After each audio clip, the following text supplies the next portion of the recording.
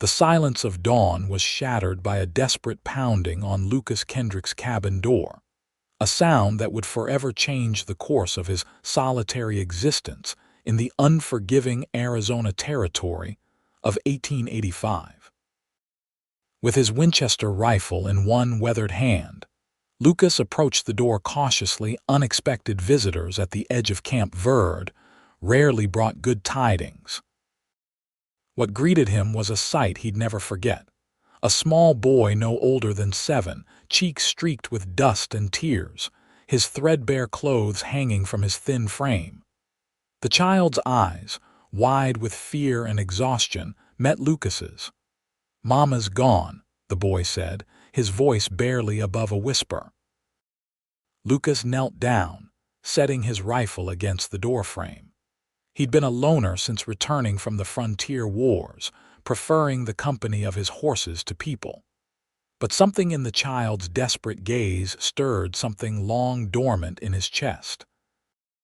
"Not if I can find her," he replied, the words escaping before he'd fully considered their weight. The child's shoulders sagged with relief, and Lucas realized he'd just made a promise he wasn't entirely sure he could keep. Yet as the boy swayed with exhaustion, Lucas knew there was no turning back.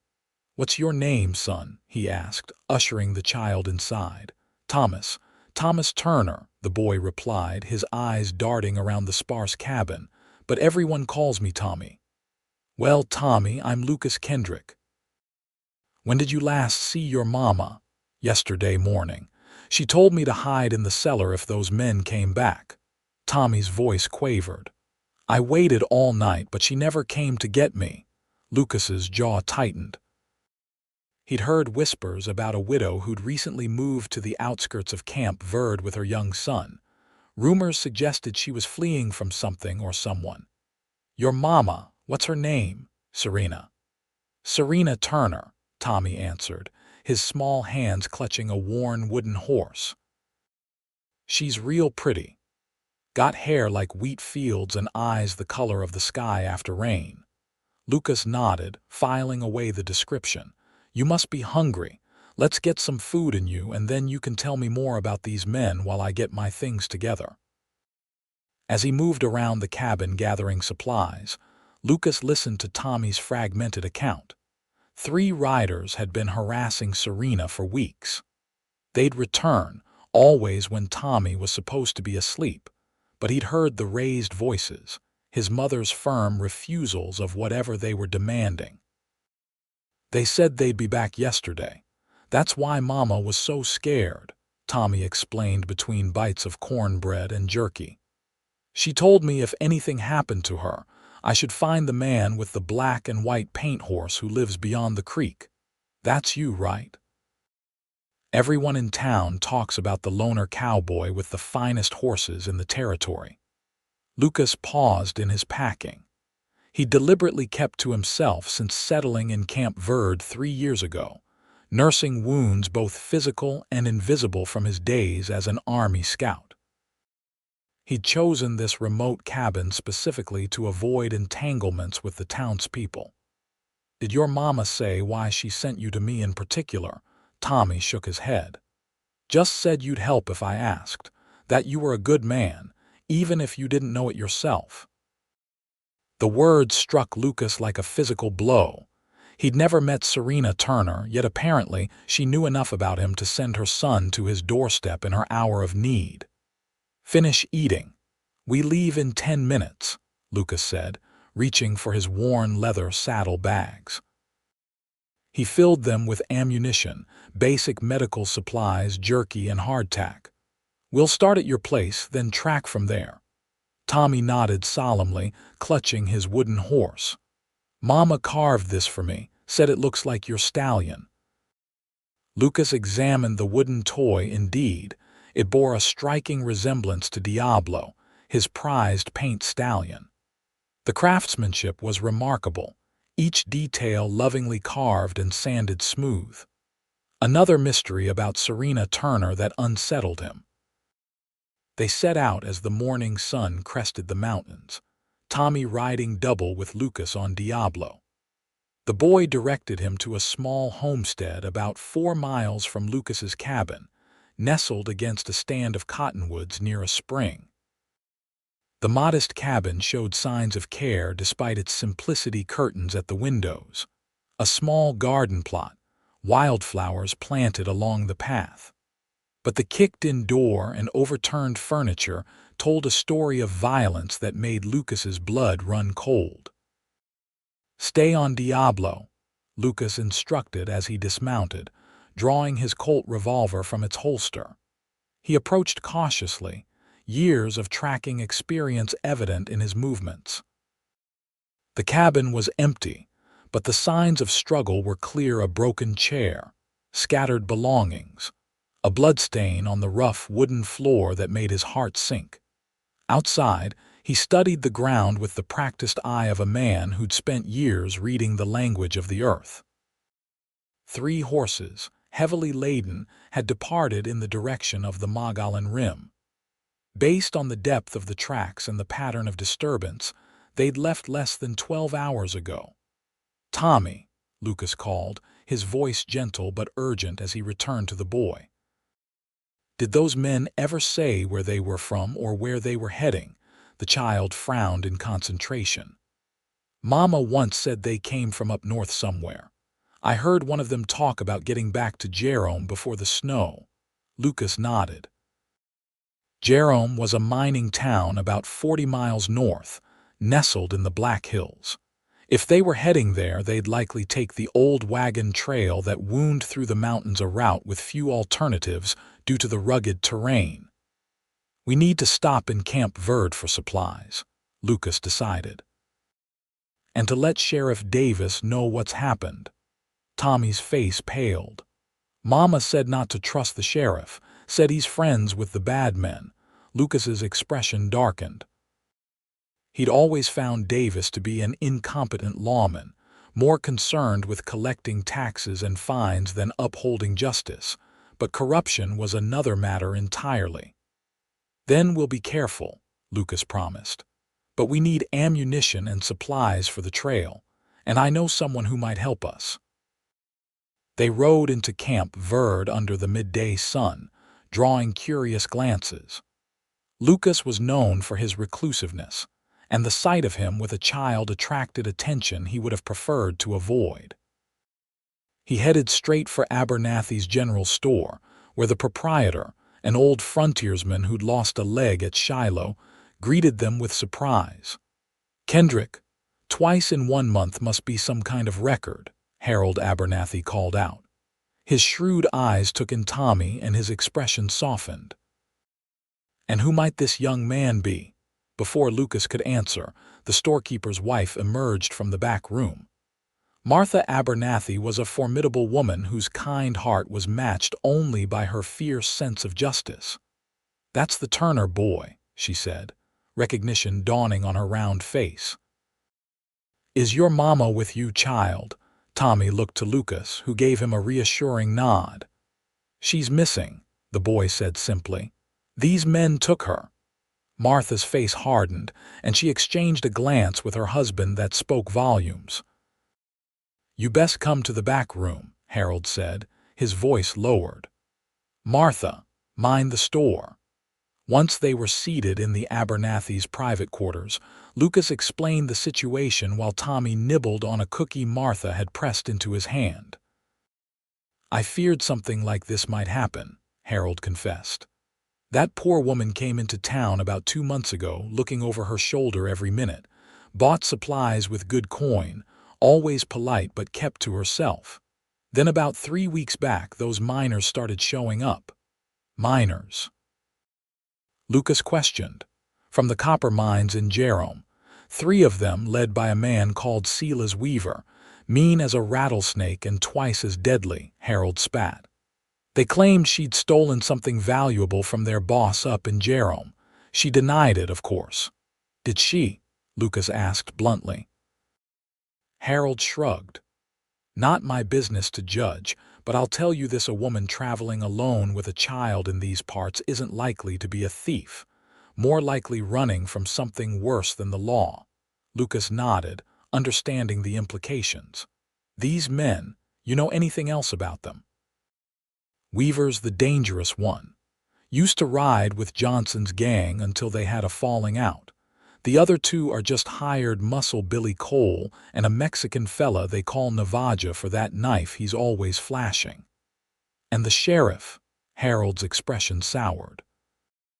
Davis has been in Jerome mine owner Frank Richmond's pocket for years. Turns a blind eye to whatever those miners do when they come to town. We need supplies, Lucas said. Enough for several days on the trail, and I'll need extra ammunition. Harold began gathering items without question. You're tracking them alone. That's a fool's errand, Kendrick. Got no choice, Lucas replied, glancing at Tommy, who was examining a shelf of candy with longing. Can't leave the boy and can't take him to Jerome if that's where the danger is. Martha returned from the store, locking the door behind her and turning the sign to closed. I've been thinking, she said decisively. The Turner boy should stay with us while you go after his mother. Tommy's head snapped up. No, I need to help find Mama. Lucas knelt before the child. Tommy, the trail will be dangerous. Your mama would want you safe. But what if you don't come back either? Tears welled in the boy's eyes. What if you leave like Pa did? The raw fear in the child's voice struck Lucas to his core. I promise you I will come back with your mother. A promise is a binding thing, Kendrick, Harold warned. Don't make it lightly. Lucas held Tommy's gaze. I don't.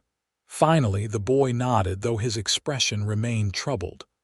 Mama has a locket with my picture in it. She never takes it off. If you find her, she'll know I sent you if you tell her about my wooden horse. Lucas ruffled the boy's hair gently. That's good thinking. While Harold finished gathering supplies, Martha took Tommy to the kitchen for a proper meal. Lucas used the opportunity to study a crude map of the region Harold had sketched. If they're heading to Jerome, they'll take the old military road through these passes, Harold said, tracing a path with his finger. There's a watering hole about halfway where they might camp. Or they could be heading to Richmond's ranch here, Lucas suggested, pointing to a location east of Jerome. If they've got a captive, they might not want to parade her through town. Harold nodded grimly. Richmond's not known for his gentle nature. Word is he's got a private jail on his property where troublemakers disappear. Lucas felt his resolve harden. He'd seen enough injustice during the wars to last several lifetimes. The thought of a woman, Tommy's mother, at the mercy of such men made his decision clear. I'll need one more thing, Lucas said. Does Lee Blackwater still trap up in the Rim country? Harold raised an eyebrow. The Apache scout. Last I heard, you know him. We served together. If anyone can help me track through that country, it's Lee. As Lucas prepared to leave, Tommy rushed from the kitchen and flung his arms around the cowboy's waist. You'll bring Mama back, he said. Somewhere between a question and a statement, Lucas knelt, meeting the boy's earnest gaze. I will. Martha pressed a package of food into Lucas's hands. God go with you, Mr. Kendrick. As Lucas mounted Diablo, he felt the weight of their expectations, especially Tommy's, settle on his shoulders. He'd spent years avoiding responsibility for anyone but himself, nursing the wounds of his past. Now, in the space of a morning, he'd committed himself to a dangerous rescue mission for a woman he'd never met, based on the desperate plea of her child. Yet as he urged his stallion northward, Lucas felt more certain of his purpose than he had in years. Whatever awaited him on the trail to Jerome, he would face it, because he'd made a promise to a boy who had no one else to turn to, and Lucas Kendrick was a man of his word. The high country air grew cooler as Lucas pushed north, following the tracks of 3 horses along the old military road. The trail wasn't difficult to read. They weren't trying to hide their passage, but the rocky terrain occasionally forced him to dismount and search for signs of their direction. By nightfall, he'd covered nearly 20 miles, guided by the lengthening shadows across the rugged landscape. The tracks confirmed Harold's prediction. They were heading toward the watering hole that marked the halfway point to Jerome. Lucas made camp in a sheltered ravine, building only the smallest of fires. As he chewed on jerky and hardtack, his thoughts turned to Serena Turner. A woman alone with a child in the Arizona Territory had few options and many dangers. Whatever had driven her to Camp Verde must have been compelling, and whatever these men believed she had taken must be valuable indeed. At first light, Lucas continued his pursuit. The terrain grew increasingly challenging as he climbed into higher elevations, the juniper and pine forests thickening. By mid-morning, he discovered the remains of his quarry's camp at the watering hole, ashes still warm, confirming he was gaining ground. What troubled him was the single set of footprints he found small, likely belonging to a woman that moved erratically before returning to where the horses had been tethered. They'd bound her, but she'd attempted to escape at some point during the night. His jaw tightened at the implications. The woman had spirit, which might keep her alive but could also provoke her captors to greater cruelty. Around noon, Lucas reached a fork in the trail. The main path continued northwest toward Jerome, while a lesser-used track veered northeast. Here, the tracks separated. Two horses continued toward Jerome while one horse, carrying a heavier load than before, took the northeast fork. Lucas studied the ground carefully. The northeast trail led toward Richmond's ranch, according to Harold's map. The horse that had taken that path showed signs of carrying two riders, almost certainly the woman and one of her captors. He hesitated only briefly before following the northeast fork. His instincts told him Serena Turner would be taken directly to Richmond, while the other two men might be heading to Jerome for additional support or to report their success. The trail climbed steadily through pine forests for several hours before opening onto a high plateau. In the distance, Lucas could make out the sprawling buildings of what must be Richmond's ranch. He dismounted and led Diablo into a dense stand of trees, securing the horse where he could graze while remaining hidden.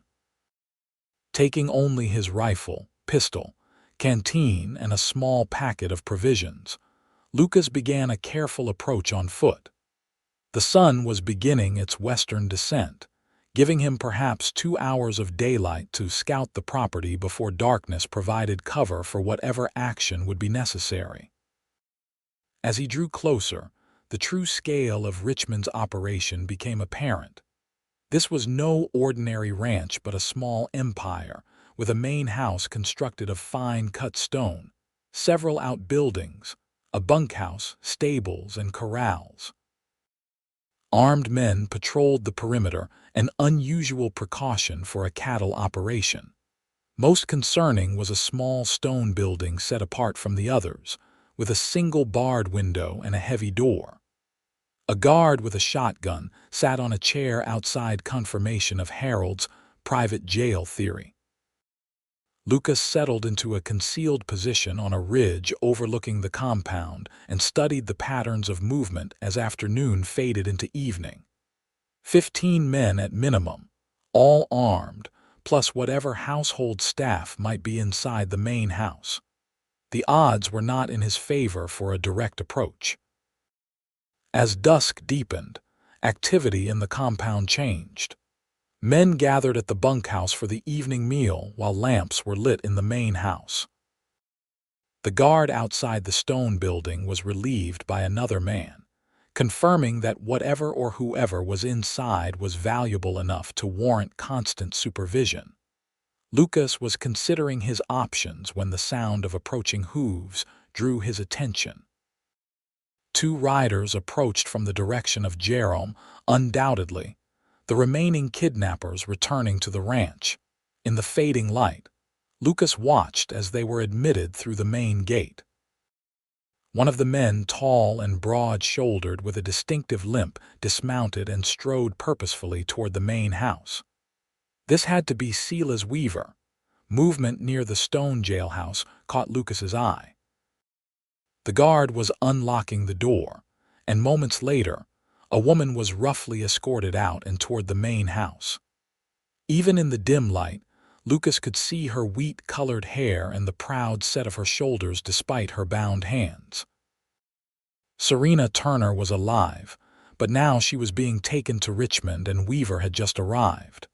Whatever confrontation was coming, Lucas needed to act quickly. He retreated to where Diablo waited, his mind working through possibilities. A frontal assault would be suicide. He needed leverage or distraction or both. As full darkness settled over the plateau, Lucas made his decision. He would need help, and there was only one person in these mountains he trusted enough to ask. He mounted Diablo and set off eastward, toward the remote cabin where Lee Blackwater made his solitary home. If anyone could help him infiltrate Richmond's fortress, it would be the former Apache scout who'd saved his life twice during the frontier wars. The journey to Ellie's cabin took most of the night, following game trails that few white men knew existed. Ellie had chosen his home deliberately accessible only to those who understood the land's secret pathways. Dawn was breaking when Lucas approached the small clearing where Ellie's cabin stood, smoke rising from its chimney. Before he could call out, a voice spoke from the trees to his left. 3 years since you darkened my trail, Kendrick, and now you ride in with trouble written all over you. Lucas smiled despite himself as Lee Blackwater emerged from the shadows. The half-Apache, half-Irish scout had aged little in the years, since they'd served together still lean and hard as the mountains he called home, though silver now threaded through his black hair. "Need your help, Illy," Lucas said simply. Illy studied him with sharp eyes. "Must be important to bring you this far north." "A woman's been taken, to Richmond's ranch." Illy's expression darkened. "Frank Richmond is a disease on this land. Come inside." Over coffee strong enough to stand a spoon in, Lucas explained the situation. Illy listened silently, his weathered face revealing nothing. "The boy sent you to find his mother," Illy finally said, "and you promised." "I did. Richmond has 20 men on his payroll, all killers." "I know." Illy sighed. "And still you came. Some things don't change, do they, Kendrick? Always ready to die for strangers." "Not planning on dying," Lucas replied, "but I can't leave her there." "No," Illy agreed, "you can't." He rose from the table. "Richmond is hosting a gathering tonight. Every few months, he invites the mining executives, corrupt officials, and wealthy ranchers to celebrate there. Arrangements. There will be gambling, women, whiskey." Lucas straightened. "How do you know this?" "I watch, I listen." Illy's expression was grim. "Richmond's hospitality is famous among a certain class of men. Tonight would be perfect for whatever he plans to do with your missing woman. Public punishment, perhaps, to show what happens to those who cross him." A cold dread settled in Lucas's stomach. "Then we don't have much time." "No," Illy agreed, reaching for a worn leather bag hanging from a rafter. "We don't." By late afternoon, they had formulated a plan. Illy knew Richmond's compound intimately, having observed it for months. He discovered hidden approaches, blind spots in the guards' patrols, and most importantly a forgotten entrance to the main house's cellar, originally built as an escape tunnel during more dangerous times. "Richmond's arrogance is his weakness," Illy explained as they prepared. "He believes his money buys absolute loyalty, and his remote location ensures security. He's never faced anyone who truly knows these mountains." As dusk approached, they rode within a mile of Richmond's ranch and concealed their horses. The remainder of the journey would be on foot, using the routes only Illy knew.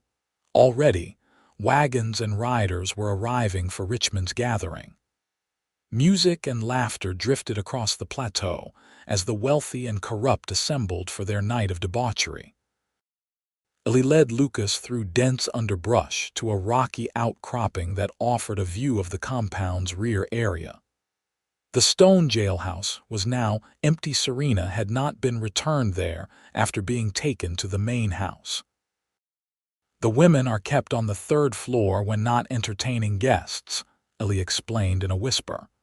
If she's being saved for some special purpose, that's where she'll be. They waited until full darkness before making their move. Ellie had brought darkening agent for their faces and hands, and they moved like shadows across the open ground to the base of the ridge, where the forgotten tunnel entrance lay concealed beneath decades of growth. The passage was narrow and damp, forcing them to crawl in places. Lucas fought against a growing sense of urgency. Every minute increased the danger to Serena Turner. Finally, they reached a wooden door that, according to Ellie, opened into Richmond's wine cellar. They paused, listening for any sound from beyond. "Remember," Ellie whispered, "once we're inside, we separate. You find the woman while I create the diversion. When you hear the explosion, that's your signal to move. Everyone will be drawn to the commotion." Lucas nodded, checking his weapons one final time. "If I'm not out within 30 minutes of the explosion." "Don't worry about that," Ellie said firmly. "You'll make it." With practiced ease, Ellie picked the ancient lock, and they slipped into the dimly lit wine cellar. The sounds of the gathering were more pronounced now: music, laughter, the clink of glasses, and the murmur of many conversations from the floors above. They parted at the cellar stairs, Ellie disappearing into the shadows with a package that Lucas knew contained powder charges, remnants from their shared military past. Lucas moved cautiously upward, emerging into a servant's passage that ran behind the main rooms of the house. Through cracks in doors and walls, Lucas caught glimpses of the gathering: wealthy men in fine clothes, women in revealing dresses serving drinks and flirtatious smiles, gaming tables where fortunes changed hands. In a large chair at the center of it all sat Frank Richmond himself, a corpulent man with a florid face and cold, calculating eyes. Of Serena Turner, there was no sign. Lucas made his way to a narrow staircase used by servants, climbing to the third floor. Here, the noise from below was muffled, and the corridor was dimly lit by oil lamps. Several doors lined the hallway: bedrooms, he assumed, where Richmond's entertainment could be enjoyed in privacy. He moved silently, listening at each door. Most were empty, but from one, he heard male laughter and a woman's forced giggle. He continued, growing increasingly concerned that he might not find Serena before Ellie's diversion. At the end of the corridor stood a larger door with a sliding bolt on the outside: not a bedroom but a prison. Lucas approached cautiously, drawing his knife. He slid back the bolt with painstaking slowness to prevent any sound. When he eased the door open, he found a sparsely furnished room with a single window barred from the outside. Sitting on a narrow bed, her hands no longer bound but her face showing evidence of rough treatment, was a woman who could only be Serena Turner. She looked up sharply at his entrance, fear flashing across her face before hardening into determination. In one fluid motion, she grabbed a water pitcher from beside the bed, prepared to defend herself. "I'm not here to hurt you," Lucas whispered quickly, holding up his empty hand while keeping his knife low. "Tommy sent me." The pitcher wavered in her grip. "My son, you've seen Tommy." Her voice was hoarse but strong. "He's safe with the Abernethys in Camp Verde. He came to my cabin yesterday morning, said you were missing. I promised him I'd find you." Serena's eyes, indeed the color of the sky after rain, studied him intently. "You're the cowboy with the paint stallion." "The one who lives beyond the creek." Lucas nodded. "Lucas Kendrick. Your boy showed me his wooden horse, said you carved it to look like my Diablo." The confirmation seemed to convince her. She lowered the pitcher, relief softening her features despite the bruise darkening her left cheekbone. "They're going to auction me off tonight," she said, her voice steady despite the horror of her words. "Richmond says I'll be an example of what happens to thieves." "Did you steal from him?" Lucas asked directly. A flash of defiance crossed her face. "I took back what was rightfully mine, my late husband's deed to a silver claim north of Jerome. Richmond forged documents claiming ownership after my husband died in his mine. It was all we had left." Before Lucas could respond, a distant explosion rocked the building. Shouts of alarm rose from below. Illy's diversion had begun. "We need to move now," Lucas said urgently. "Can you walk?" Serena nodded, reaching beneath the thin mattress to withdraw a folded document. "Not leaving without this." They slipped into the hallway, now filled with confusion as men rushed toward the source of the explosion. Lucas led Serena toward the servants' staircase, but voices from below forced them to retreat. "This way," Lucas whispered, pulling her toward a window at the end of the hall. He used his knife to pry out the nails holding the boards across the frame, then broke the glass with his elbow wrapped in his bandana. Below was a steep roof that sloped down to a 2-story drop. Not ideal, but their options were disappearing by the second. "I'll go first, then help you across," Lucas said, already swinging his leg over the sill. Serena followed without hesitation, showing a fearlessness that impressed him. They edged along the roof to where it extended over a storage shed, allowing them to drop to its lower roof and then to the ground with only a short jump. Shouts and the orange glow of fire came from the opposite side of the main house. Illy had created more than a mere distraction.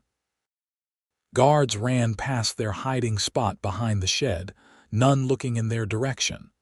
"The tunnel entrance is 50 yards that way," Lucas whispered, pointing toward the ridge. "Stay low and follow me."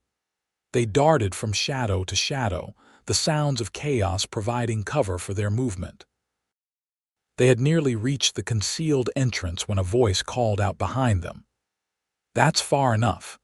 Lucas turned to see Silas Weaver standing 20 paces away, a revolver trained on them. Blood streaked one side of his face from a wound at his temple apparently. He'd been close to one of Illy's explosions. "Should have known Richmond's security couldn't keep out army scouts," Weaver snarled. "Drop your weapons, Kendrick, or I put a bullet in the woman's spine." Lucas hesitated, calculating odds and angles. Weaver was too far for a knife throw and drawing his pistol would be too slow. "He won't shoot me," Serena said quietly. "Richmond wants me alive for his spectacle." "True enough," Weaver allowed with a cruel smile.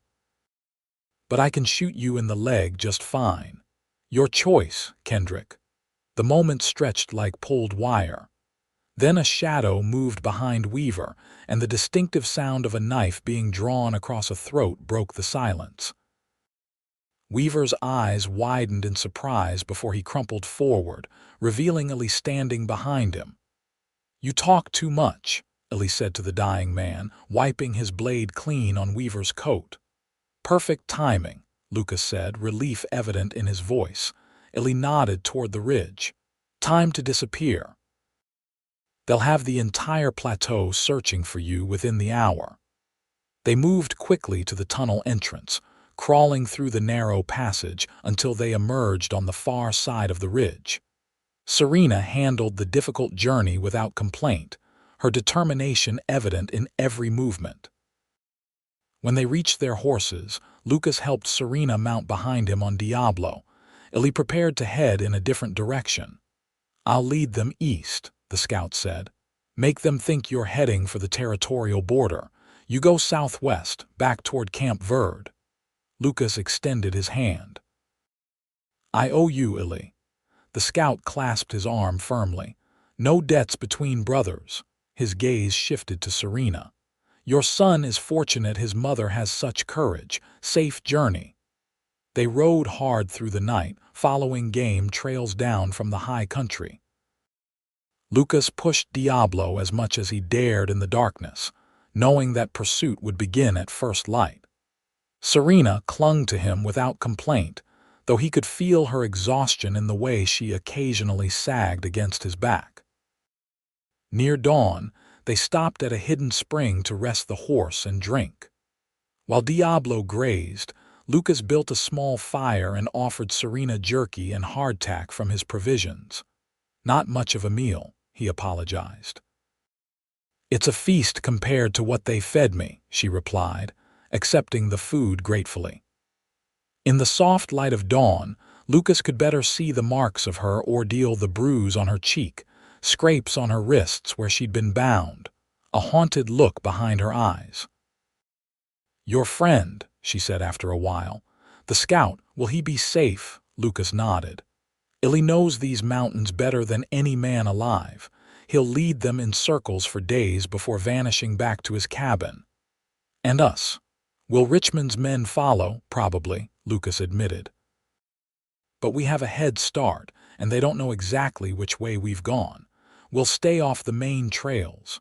Serena nodded, her gaze distant. "All this because I took back a piece of paper that was rightfully mine." She reached inside her worn bodice and withdrew the folded document. "James, my husband, discovered the silver vein 3 years ago. Richmond offered to buy the claim, but James refused. 2 weeks later, there was a cave-in at the mine where James worked." Her voice remained steady, but Lucas could hear the pain beneath her words. "After he died, Richmond produced papers showing James had sold him the claim. The local judge in Richmond's pocket, of course, declared them legitimate. I knew they were forgeries, but what chance did a widow with a child have against a man like Richmond?" "So you stole the deed back," Lucas concluded. "I worked as a laundress in Jerome for a year, learning Richmond's habits, the layout of his house in town. When I finally got the chance, I took the deed and ran." A bitter smile touched her lips. "I thought Camp Verde was far enough. I was wrong." Lucas studied her with growing respect. Most women, most people would have accepted defeat against an opponent like Richmond. Instead, Serena Turner had planned, waited, and acted with courage and precision. "Your boy is a lot like you," he said. "Brave, determined." A genuine smile softened her features. "Tommy is the reason I couldn't simply walk away from what Richmond stole. That silver claim is his inheritance, his future." They rested for 2 hours, then continued their journey southwest. The terrain was difficult but provided excellent cover. By midday, they had descended into juniper-studded hills that marked the approach to the Verde Valley. Lucas chose their route carefully, avoiding open ground where they might be spotted from a distance. By late afternoon, they had reached familiar territory. He was leading them toward his cabin rather than directly to Camp Verde. "We'll stop at my place," he explained when Serena questioned the direction. "Rest the night, then take you to town in the morning to see your boy." She nodded, understanding the logic. "You think they might be watching the town?" "Possible. Richmond has connections everywhere. Best to approach cautiously." Twilight was settling over the landscape when they finally reached Lucas's cabin. He helped Serena dismount, her exhaustion evident in the stiffness of her movements after the long ride. "It's not much," he said as he ushered her inside, lighting a lamp to reveal the sparse but tidy interior. "It's perfect," she replied sincerely. "Safe." While Lucas tended to Diablo, Serena used the water he'd provided to wash away the grime of captivity. When he returned, she was seated at his rough-hewn table, her wheat blonde hair damp and her face showing less strain. Lucas busied himself preparing a simple meal of beans, salt pork, and cornbread left from the previous day. They ate in companionable silence, both too exhausted for conversation. "You can take the bed," Lucas said when they'd finished. "I'll sleep by the fire." Serena started to protest, then nodded gratefully. "Thank you for all of this. I don't know how I'll ever repay you." "No need," Lucas replied simply. "Get some rest. Tomorrow you'll see your boy." As Serena settled into his narrow bed, Lucas built up the fire and arranged his bedroll nearby. Sleep claimed him quickly, the exhaustion of the past 2 days overwhelming even his habitual vigilance. He woke instantly at the sound of soft crying. Serena was sitting upright in the bed, her arms wrapped around herself, tears streaming silently down her face. Lucas rose quietly and moved to her side. "Serena," she looked up, quickly wiping at her tears. "I'm sorry, I didn't mean to wake you." "You didn't," he lied gently. "What is it, just?" "Everything catching up, I suppose. For so long I couldn't allow myself to feel fear. Had to stay strong for Tommy, had to keep moving, planning, surviving." Her voice broke. "Now that we're safe, it's all hitting me at once." Without thinking, Lucas sat beside her and put an arm around her shoulders. She stiffened momentarily, then leaned into his embrace, her body shuddering with the release of long-suppressed emotions. "You're safe now," he murmured. "You and Tommy both." "For how long?" she whispered. "Richmond won't stop. He can't afford to let me keep that deed. It proves he forged documents and committed fraud. He'll send more men." Lucas considered her words, knowing she was right. Richmond wasn't a man who would accept defeat, especially at the hands of a woman and a reclusive cowboy. "Then we'll need to make sure the deed gets to someone who can use it against him," Lucas said thoughtfully. "Someone beyond his reach." Serena pulled back slightly to look at him.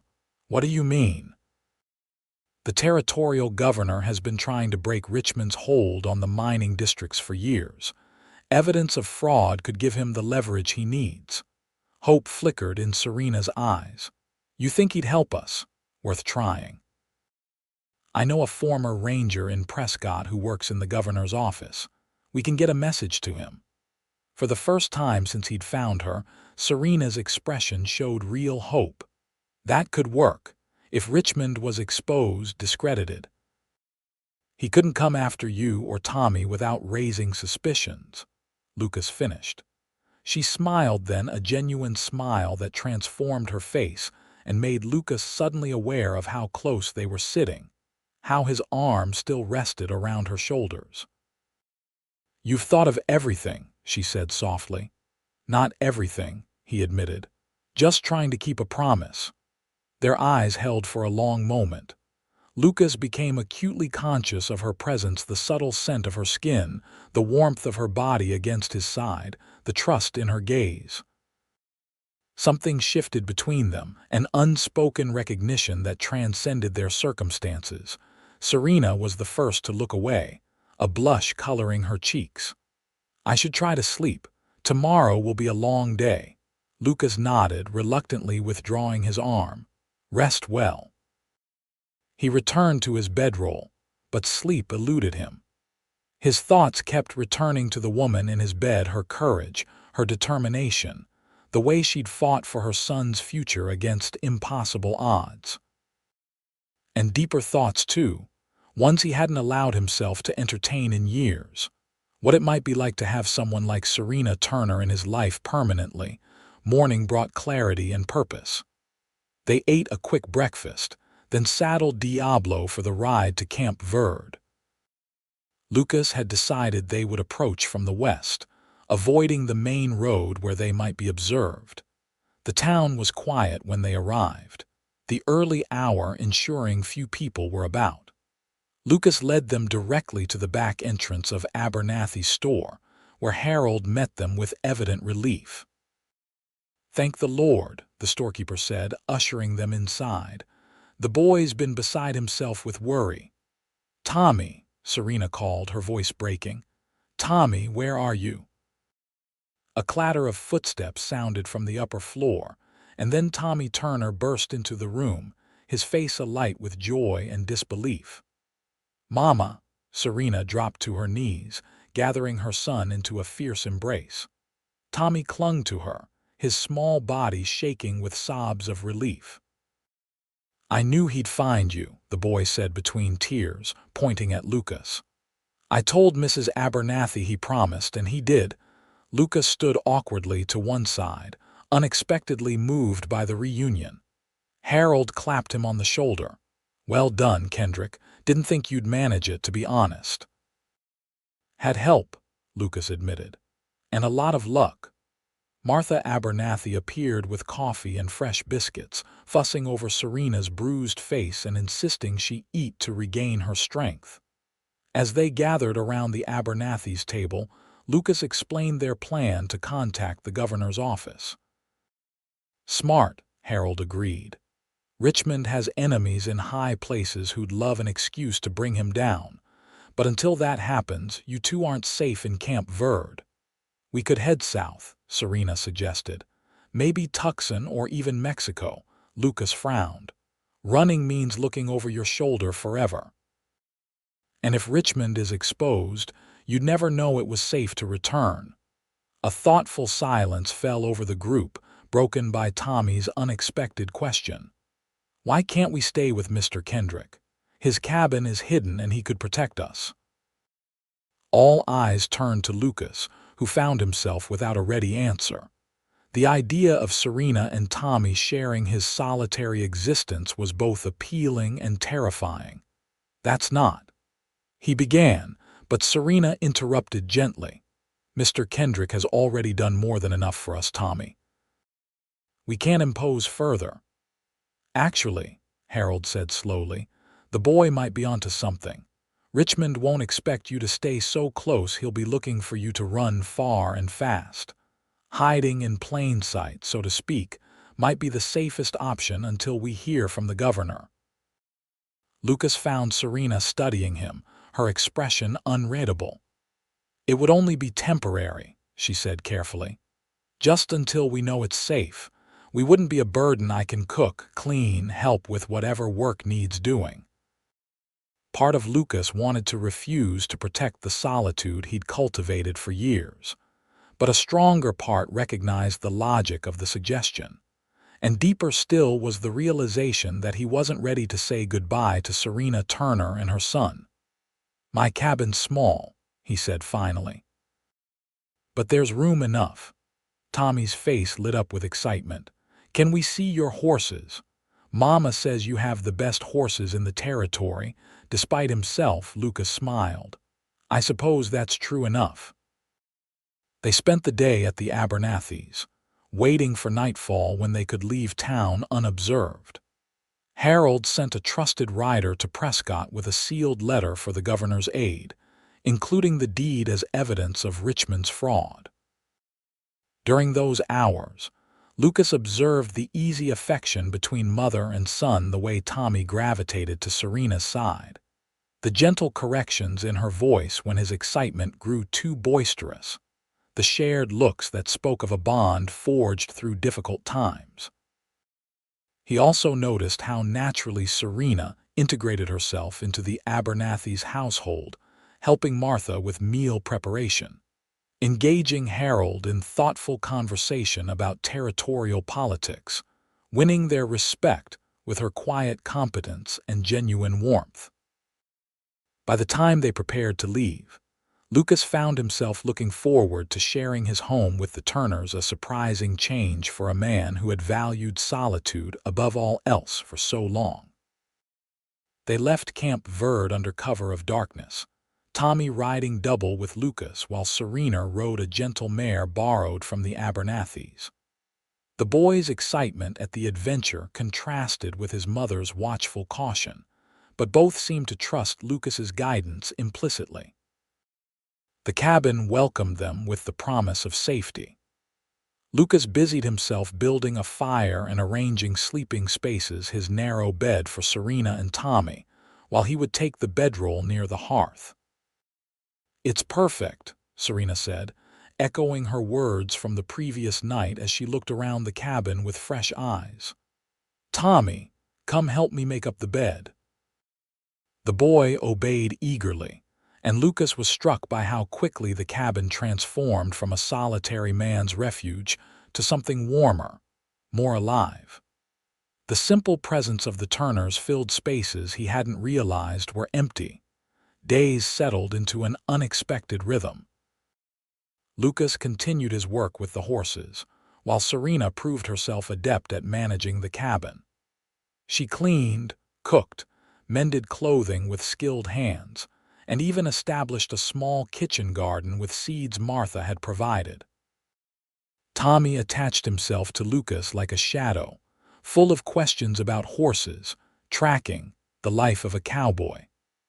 Lucas found himself sharing knowledge he'd never thought to pass on how to read weather from cloud patterns, the language of birds, the proper way to approach a nervous horse.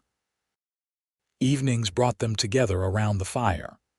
Sometimes they talked. Serena spoke of her life before James's death, of growing up in Missouri, of dreams deferred but not abandoned. Lucas, to his own surprise, found himself sharing stories of his Army days, his friendship with Ellie, the events that had led him to seek solitude in the Verde Valley. Other evenings passed in comfortable silence, each absorbed in their own tasks, Lucas repairing tack, Serena sewing, Tommy playing with small wooden animals Lucas had begun carving for him. 2 weeks passed without word from Prescott. Though they maintained vigilance, Lucas still rode the boundaries of his property daily, checking for signs of intruders. Their life together developed a comfortable familiarity that none had expected. On a warm evening as April gave way to May, Lucas returned from exercising the horses to find Serena alone at the cabin, hanging laundry on a line she'd strung between trees. "Where's Tommy?" he asked, helping her with a heavy quilt. "Down at the creek. I told him he could catch minnows if he stayed within calling distance." She smiled, securing a corner of the quilt. "He's been talking non-stop about how you're teaching him to ride." Lucas nodded. "He's a natural, brave but not foolhardy." "Like his teacher," Serena said softly. Their eyes met, and Lucas felt the shift that had been building between them for days. In the golden late afternoon light, Serena's beauty struck him anew, not just her outward appearance, but the strength and grace that radiated from within. "Lucas," she began, then hesitated. "These past weeks, I want you to know how much your kindness has meant to us. To me." "It's nothing," he said reflexively.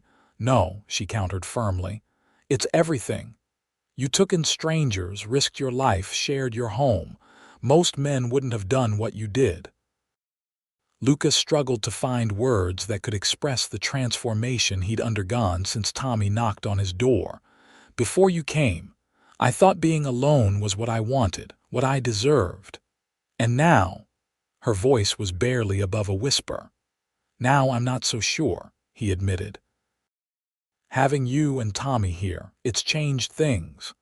Serena stepped closer, her laundry forgotten. "Changed what?" "Everything," Lucas said simply. "How I see my life, what I want from it." The space between them seemed charged with possibility. Lucas found himself reaching for her hand, amazed when she didn't pull away but instead twined her fingers with his. "Serena, Mama, Mr. Kendrick." Tommy's excited voice shattered the moment as he came running from the direction of the creek. "Riders coming. I saw dust on the north trail." Lucas immediately shifted to alertness, releasing Serena's hand and reaching for his rifle. "How many?" "2, I think," Tommy replied, his earlier excitement now tinged with fear. "Are they bad men?" "Maybe not," Lucas said, trying to sound reassuring. "But let's be careful. Tommy, you and your mother go inside. Stay away from the windows." Serena gathered her son close. "Be careful, Lucas." He nodded, watching them retreat to the cabin before taking up a position behind a large oak that offered a view of the approaching trail. Through his rifle scope, he observed the riders, 2 men on tired horses, moving at an unhurried pace that suggested they weren't looking for a fight. As they drew closer, Lucas recognized one of them, Michael Fletcher, the former Texas Ranger who worked in the governor's office. Relief flooded through him and he lowered his rifle. "It's all right," he called to the cabin. "They're friends." Fletcher and his companion, a well-dressed man Lucas didn't recognize, dismounted in the yard. Lucas stepped forward to greet them. "Fletcher, been a while. Kendrick." The former ranger grasped his hand firmly. "This is James Holloway, the governor's legal counsel."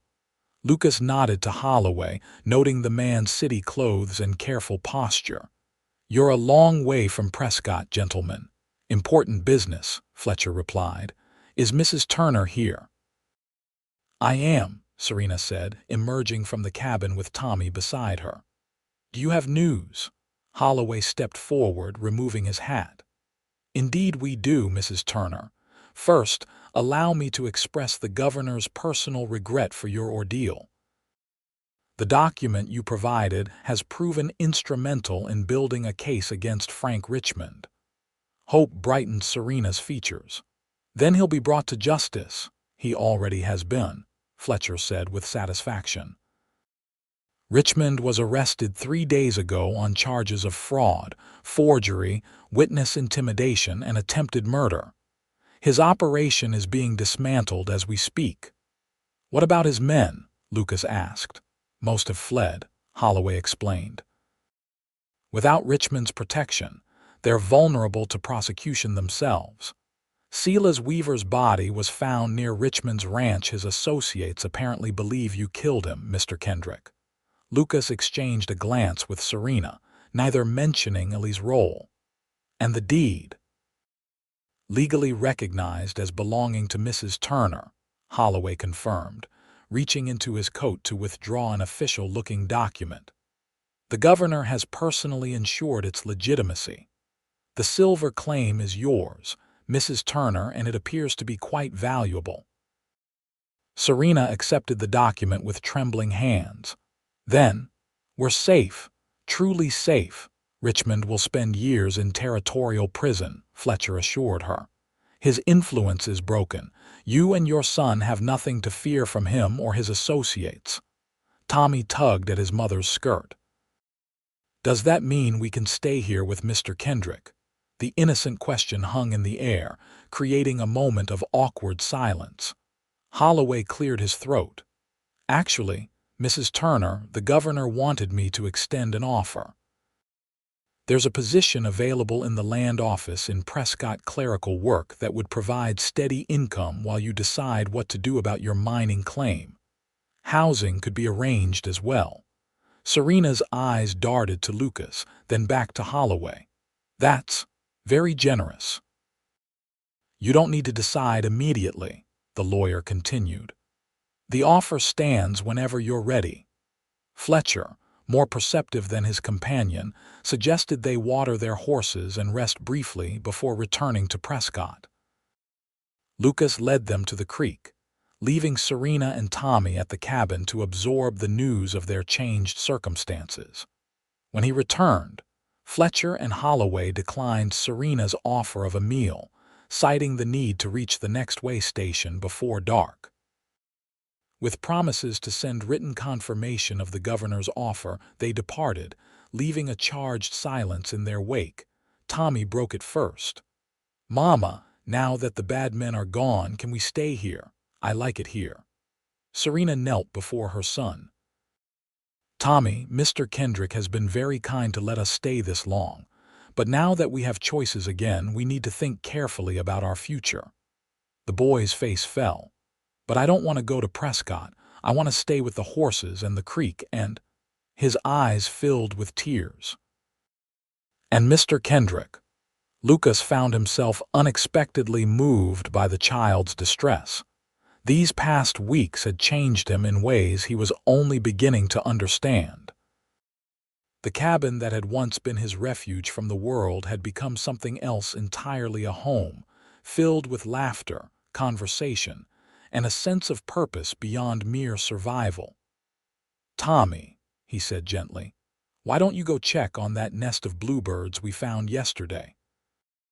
See if the eggs have hatched yet. Your mother and I need to talk."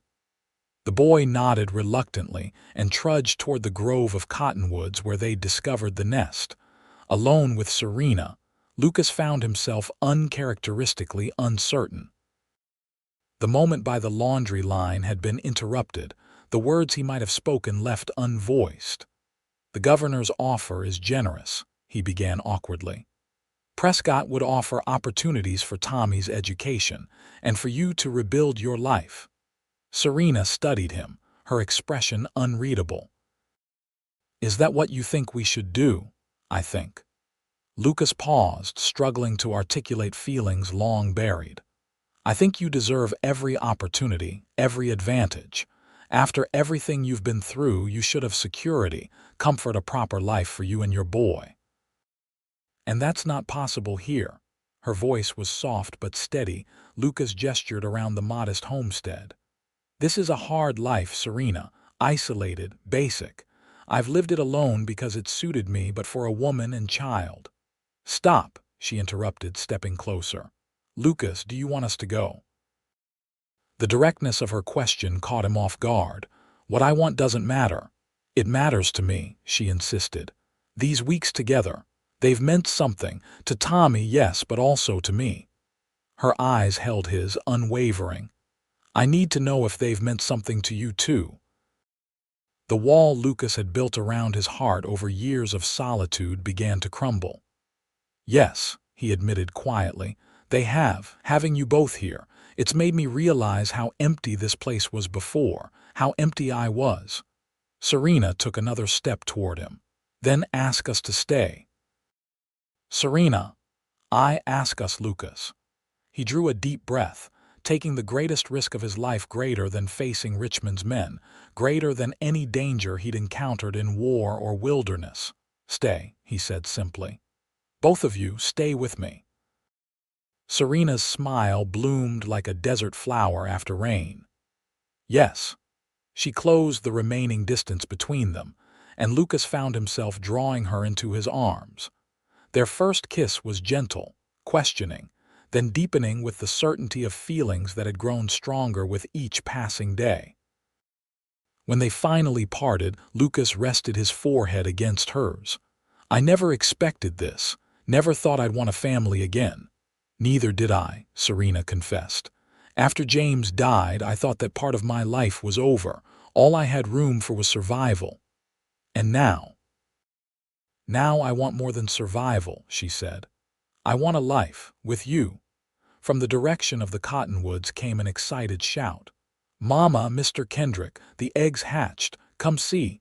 They turned to see Tommy running toward them, his face alight with wonder and joy. Seeing them standing close together, the boy skidded to a halt, his eyes widening with sudden understanding. "Are we staying?" he asked hopefully. "For real staying?" Lucas looked to Serena, who nodded with a smile that warmed him to his core. "Yes, Tommy," Lucas answered. "For real staying." "If that's all right with you." The boy launched himself forward, wrapping his arms around both of them. "It's all right, it's perfect." As the three of them stood embraced in the golden evening light, Lucas marveled at how completely his life had transformed since that fateful morning when a desperate boy had knocked on his door. From solitude to family, from emptiness to purpose, all because he'd made a promise and kept it. In the months and years that followed, the small homestead flourished. With the proceeds from her silver claim, Serena and Lucas expanded the cabin, added proper stables for his growing horse business, and established one of the most respected horse breeding operations in the territory. Tommy grew tall and strong, learning the ways of horses and land from Lucas while receiving an education from his mother, and, eventually, the schoolteacher who came to Camp Verde. In time, he would combine both worlds, studying veterinary medicine in the East before returning to the ranch he considered home. On a bright morning the following spring, Lucas and Serena were married beneath the cottonwood trees where Tommy had found the bluebird nest. Lee Blackwater emerged from the wilderness to stand as Lucas's best man, and Harold and Martha Abernathy beamed like proud parents from the front row of assembled guests. Their family grew 2 years later with the birth of twin boys, James and Michael, named for Serena's first husband and the former ranger whose intervention had helped secure their future. A daughter, Elizabeth, followed 3 years after, completing their family. The ranch prospered, as did Camp Verde itself, growing from a remote outpost to a respectable town as the territory moved toward statehood. Through all the changes, Lucas and Serena remained constants for each other, partners in work and life, their love deepening with each passing season. Often, on summer evenings when the day's work was done, they would sit together on the porch Lucas had built, watching their children play in the yard while the sunset painted the distant mountains gold and crimson. In those moments, Lucas would remember the lonely man he'd once been and marvel at how a single knock on his door had led him to a life richer than he'd ever imagined possible. And sometimes, when Tommy, now a young man with his mother's determination and his stepfather's quiet strength, would ask about the day they'd first met, Lucas would smile at Serena and repeat the words that had changed all their lives. "Your boy knocked on my door saying Mama's gone, and I answered, 'Not if I can find her.'" To which Serena would always add with a loving glance at her husband, "And he did find me, in more ways than one."